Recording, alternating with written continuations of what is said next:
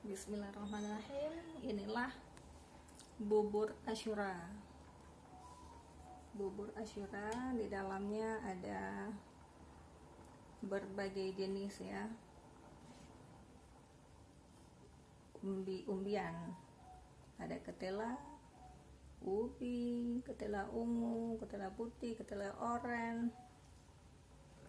Ada pisang juga, ada kacang hijau, ada beras, ada daun pandan, santan, gula, tambah garam sedikit biar lebih gurih. Masya Allah, bubur Asyura, mudah-mudahan berkah, amin. Tradisi orang Aceh, bubur Asyura.